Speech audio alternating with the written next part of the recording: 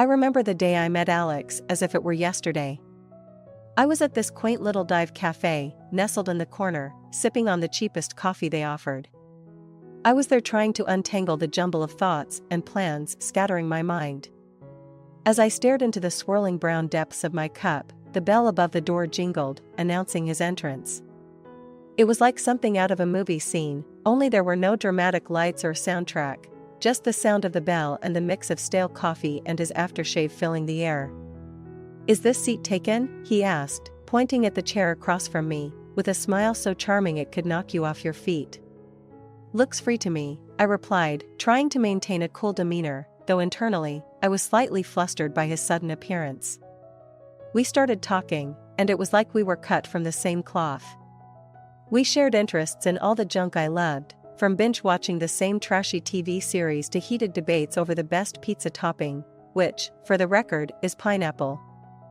Fight me on it. Fast forward a bit, and we weren't just hanging out, we were dating. Seriously dating.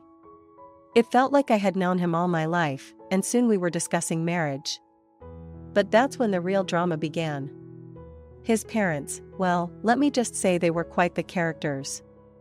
The first time I met them, it felt like I was stepping into a lion's den, clad in a metaphorical meat dress. They had this peculiar way of smiling while sizing you up, as if calculating whether you were worth their time or not. "So, you're the girl Alex can't stop yapping about," his mother remarked the moment I walked in. Her tone was anything but warm, laced with an undercurrent of something frosty. "Guilty as charged," I shot back, my voice steady, trying hard not to show any signs of intimidation. They laid down their conditions swiftly, telling us we needed to sign a prenuptial agreement. Now, I'm no gold digger, and I certainly don't need anyone's money, but the idea didn't sit well with me. Yet, I agreed, with one stipulation: if one of us cheats, the cheater has to cough up $100,000. Alex's face fell, as if I had slapped him. "Babe, I'd never cheat on you," he protested, eyes wide and filled with sincerity. "Yeah, well, my ex said the same thing before I caught him red-handed," I retorted, firm in my condition. Eventually, he agreed, and so did his parents, though they looked as if they had swallowed sour lemons. We thought that would be the end of it, but we were far from right. One evening, Alex and I were nestled on our old, rickety couch, a tradition since moving in together. Despite its age and the springs that poked uncomfortably at times, that couch had become our spot. The TV flickered in the background, playing some forgotten show, as we lounged in the comfort of each other's company, blissfully unaware of the challenges yet to come. But from everyone around us. It seemed like every family gathering or casual meetup with friends inevitably circled back to when Alex and I were going to start expanding our family. It was as if our personal decision had somehow become community property, up for public debate and discussion. Seriously, every time we see your parents or mine, the conversation goes straight to kids. It's exhausting, I vented one evening as we lay in bed, staring at the ceiling. Alex turned to me, his expression a mix of frustration and empathy. "I know, babe, I know. It's like they think they're being helpful, but it's just pressure. And the last thing I want is for us to rush this because everyone else thinks it's time," he replied, his voice soothing yet tinged with irritation. The truth was, I was scared, terrified, really. The idea of becoming a parent, of being responsible for another life when some days it felt like I could barely manage my own, was overwhelming. I confided in Alex about my fears one night as we cleaned up after a particularly trying dinner with friends who had just announced their own pregnancy. "Alex, I'm just not sure I'm ready. What if I'm not good at it? What if I mess up our kid?" I admitted, my voice barely above a whisper as I scrubbed a stubborn spot on a plate. Alex stopped his drying duties, set down the towel, and took my hands in his. "Emily, look at me," he said gently. "We'll learn together. Sure, we'll make mistakes. Everyone does. But we'll be great because we'll be doing it as a team.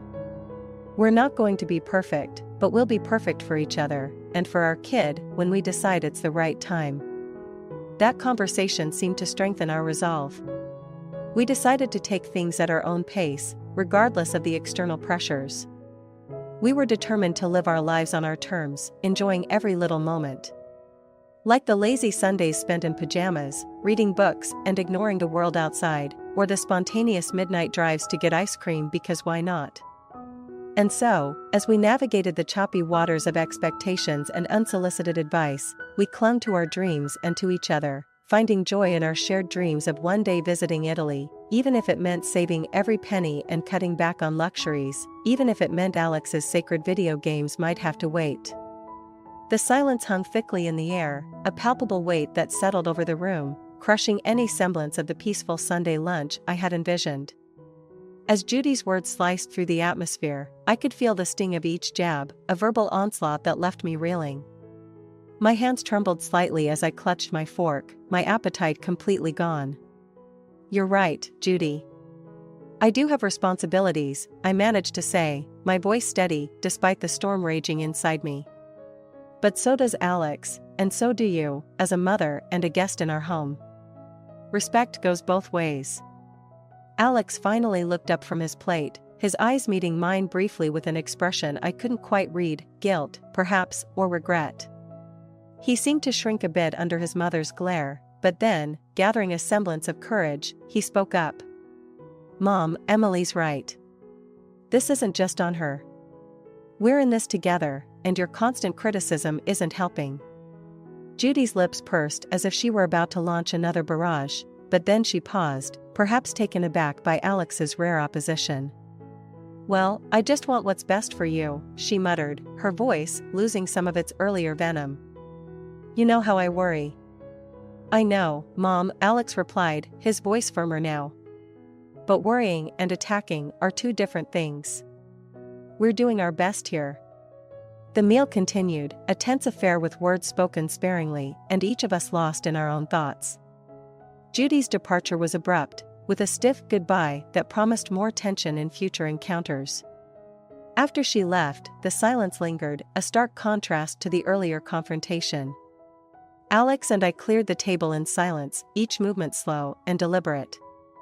Finally, as we stood by the sink, washing dishes side by side, I broke the silence. "Alex, we need to talk about this. It can't go on like this. Your mom, it's too much." "I know," he sighed, running a hand through his hair. "I'm sorry. I should have stood up for you sooner. It's complicated with my mom." "But it's hurting us, Alex," I said, my voice cracking slightly with emotion. "It's not just about the pressure to have kids or how we manage our home. It's about respect, support. I need to know you're with me, not just when it's easy, but when it's hard too." He turned off the water and dried his hands, then turned to face me fully, his expression serious. "You're right. I am with you, Emily. And I'll talk to her. We'll set some boundaries. It's not fair to you, and it's not healthy for us." The promise was there in his eyes, a commitment to shield our little unit from the storms outside. We leaned against the counter, our shoulders touching, finding comfort in the shared space between us. The road ahead was uncertain, fraught with challenges, both internal and external, but as we stood there, I felt a flicker of hope. Together, maybe we could weather the storm. Something was amiss. "Oh, it's just a new guy at work. He's been having some trouble settling in, and I'm trying to help him out," he explained, but his tone lacked conviction, and he avoided my gaze. I wanted to believe him, truly I did, but doubt had planted its seeds deep within me. The frequent, secretive calls, the sudden distance in his demeanor, it was all too suspicious. Our once open and honest communication had morphed into a series of evasive answers and hurried excuses. Each time the phone rang, a wave of anxiety washed over me, leaving a bitter taste of mistrust. The next day, as Judy was unleashing another tirade about the state of our living room, apparently, the cushions weren't fluffed to her standards, I decided enough was enough. Her words blurred into background noise as a plan began to form in my mind. I needed to confront Alex, but more than that, I needed proof. Proof that either my fears were unfounded, and I was letting insecurity get the best of me, or proof that my gut feeling was right. That evening, after another cold dinner where words were exchanged sparingly, I waited for Alex to take his shower. My heart pounding, I picked up his phone. Just as I was about to unlock it, I hesitated. Was I really ready to face what I might find? Was I crossing a line? But then I remembered Judy's words, Alex's distance, the secret of calls. I steeled myself and proceeded. It didn't take long. Messages, emails, evidence of something more than just work-related calls. My heart sank as I read through the exchanges with John Work, who wasn't just a colleague needing help but something else entirely. A part of me crumbled reading those words, the affectionate tone, the plans they made that never included me. When Alex emerged from the bathroom, towel drying his hair, he found me sitting on the edge of our bed, his phone in my hand. Emily, what? We need to talk, Alex, I interrupted, my voice surprisingly calm, despite the storm raging inside me. About John Work. About us. About everything. The confrontation was long and painful. Alex tried to explain, to justify, but the damage was done. We were both crying, not just for what had been revealed, but for everything that led up to this moment. Judy's constant interference, our diminishing patience with each other, the secrets that had begun to pile up like walls between us. As we talked, it became clear that this wasn't just about Judy's disapproval or Alex's failure to stand up for me. It was about the very foundation of our marriage. Could we rebuild from here? Was there enough left of us that was salvageable? Sitting there, with everything laid bare, we faced the hardest question of all.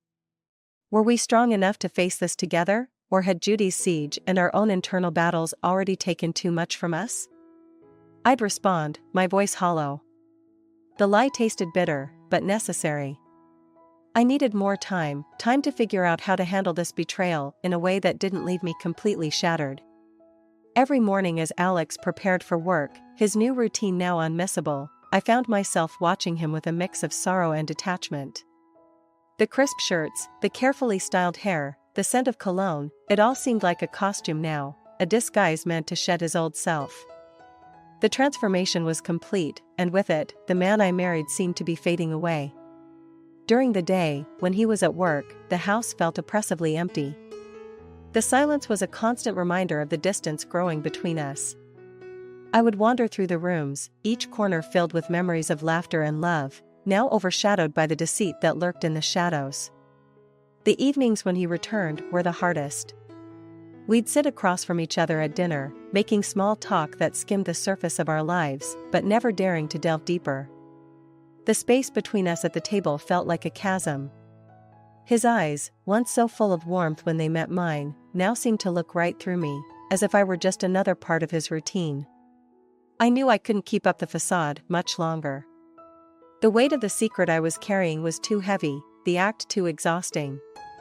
One evening, as we sat in the living room watching TV, an activity that had become more about filling the silence than enjoying each other's company, I decided it was time. Alex, we need to talk, I said abruptly, turning off the television. The room plunged into a sudden quiet that felt like a prelude to a storm. He looked at me, startled at first, then a guarded expression settling over his face. "What's up?" he asked, trying to keep his voice light, but I could see the tension in the way he held himself. "It's about us," I began, my voice steady despite the turmoil inside. "I know about her, Alex." The words hung in the air, heavy and irrevocable. His face went pale, the change so stark that for a moment, he seemed like a stranger. He opened his mouth to speak, then closed it, struggling to find words. Finally, he managed a weak, "I don't know what you're talking about, Em."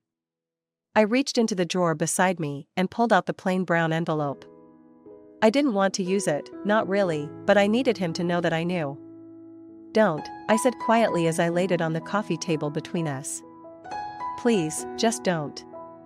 For a long time, he didn't move, didn't speak. Then, with a heavy sigh, he reached for the envelope, his movements slow, almost reluctant. As he looked through the contents, I watched the emotions play across his face, shock, pain, and finally, resignation. "I'm so sorry, Em," he murmured, his voice breaking. "I never wanted to hurt you." The words were meant to be an apology, perhaps, but they offered no comfort. Sorry didn't change the images, the words, the betrayal. We were beyond simple apologies now.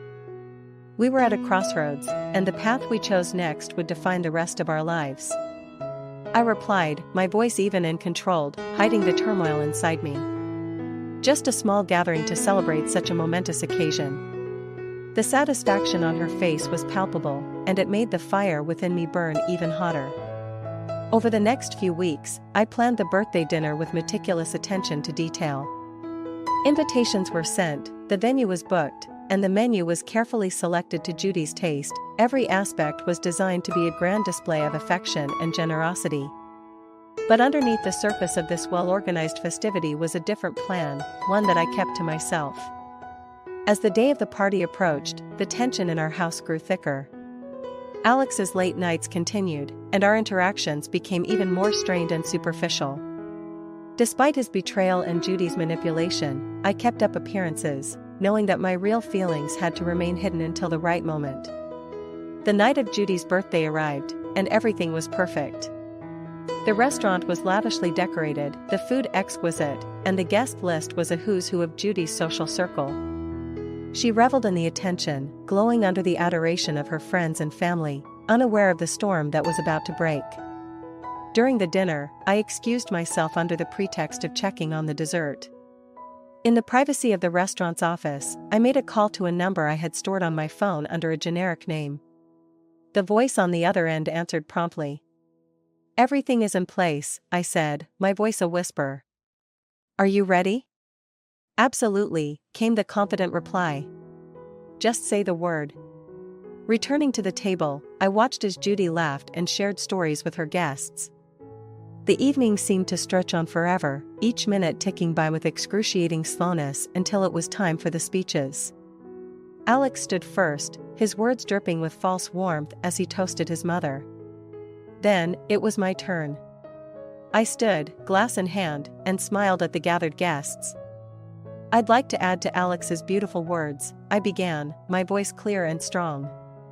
Tonight is not just a celebration of Judy's 70th birthday, but it's also a night to remember for many reasons. The room quieted, all eyes on me. I paused, gathering my courage. For tonight marks a new beginning, I continued. A beginning that sees me stepping into a future that I choose, a future without deceit and manipulation. A murmur ran through the room, Judy's face turning from confusion to alarm as I turned towards her and Alex. This dinner, while a gesture of goodwill, is also my farewell. I am aware of your plans, Judy, and your conversations. I know everything. The shock was immediate, their faces a mixture of disbelief and fear.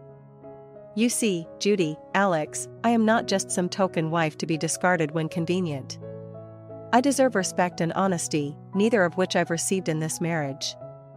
As Judy stammered, trying to form a response, I placed my glass down, my next words, quiet but fierce. Consider this my gift to you, freedom from pretending that we are a happy family. From this moment, I choose my own path.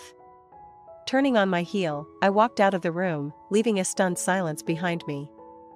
It was the hardest thing I had ever done, but as I stepped out into the cool night air, I felt a weight lift off my shoulders. I was free, and I was ready to face whatever came next. In my mind, one that was born out of necessity rather than spite. The realization that my life as I knew it was over was crystal clear, and I knew I had to start anew, on my own terms. As I walked into the apartment for what felt like the last time, the silence was overwhelming. It was as if the walls themselves were holding their breath, bearing witness to the monumental shift in my life. I made my way to the bedroom, my steps echoing in the empty corridor, each sound a stark reminder of the solitude that awaited me. Inside the bedroom, I began packing a suitcase. Each piece of clothing, each personal item, felt heavy with memories, and yet, I felt a surprising surge of relief with every item I folded. I was reclaiming myself, piece by piece, from the wreckage of a marriage that had been built on false pretenses and sustained by my own unwillingness to see the truth. While I packed, my mind raced through the events of the evening. Alex's declaration and Judy's cruel dismissal had been a brutal 1-2 punch, yet in a strange way, They had also given me a gift, the impetus to finally make a decisive break from a toxic situation. It was not the exit I had planned or hoped for, but it was an exit nonetheless, and it was all mine. I paused, sitting on the edge of the bed, the suitcase half full beside me. The plan that was forming was simple. I would leave tonight, find a hotel, and then tomorrow, I would start the process of finding a new place to live. A place that was all mine, free from the shadows of Judy's disdain and Alex's indifference. There was something empowering about planning a future that was mine alone to shape. I felt a resolve within me that had been absent for too long. Yes, the road ahead would be fraught with challenges, but for the first time in a long time, I felt ready to face them head-on, without the crutch of a relationship that had done more to hinder me than to help me. Finally, my suitcase packed, I took one last look around the apartment. It was filled with expensive furniture, art, and decorations, things that were meant to signify success and happiness, but now felt like nothing more than props in a play I no longer wanted to be part of. I turned off the lights, closed the door behind me, and didn't look back. The cool night air was refreshing. And as I walked down the street, suitcase in hand, I felt an odd mixture of grief and liberation. The grief was for the end of a chapter in my life, for the person I had been. But the liberation was for the person I was becoming, the person who could and would stand on her own. The finality of the evening washed over me, not as a wave that sought to drown me, but as one that baptized me into a new life. As I stepped into the dark night, I was not just walking away from a failed marriage, I was walking towards a new beginning. I knew, and the evidence I held. The room fell silent, the air thick with the realization of their predicament. Judy's face, usually so composed and authoritative, was now a picture of dismay. Alex looked from the photos to me, his expression one of someone who had been caught in a trap of his own making. "Emily, please, let's talk about this," Alex began, his voice trembling. He made a move to approach me, but I stepped back, holding my ground. "There's nothing left to talk about," I said, my voice firm. "Everything that needed to be said was shown last night and is right here in these photos." Judy, recovering her composure, tried to regain control of the situation. "Emily, you're overreacting. We can sort this out. Families have issues, but we can work through them." I couldn't help but laugh, a short, bitter sound. "Work through them?" "Judy, last night, you and Alex made it very clear I am not family. And after what I've discovered, I wouldn't want to be. The divorce papers were my declaration of independence, a symbol that I was no longer bound by their deceit and manipulation." As I stood there, facing them both, I felt the last vestiges of the life I had known fall away. The hurt and betrayal I had felt were now replaced by a clarity and strength I had not known I possessed. "You have until the end of the week to get your lawyers to respond to the divorce terms," I stated, moving towards the door. "Everything is detailed in those papers. I suggest you read them carefully." As I turned to leave, Judy's voice, now shrill and desperate, called out, "You can't just leave and expect us to pay for everything. What about the money? The house?" I paused at the door, turning to face them one last time. "As per the agreement in the divorce papers, I am entitled to my share of the assets. And as for the house, you can keep it. I want no part of any place that holds such deceit." Walking out that door was like stepping through a portal from one life into another. The early morning air was cool and fresh, a stark contrast to the stifling atmosphere I had left behind. I walked to my car, a small suitcase in hand, the only items I cared to take with me. As I drove away, the sunrise began to break over the horizon, a symbol of the new beginning that lay ahead. The road was open before me, filled with possibilities and a new freedom.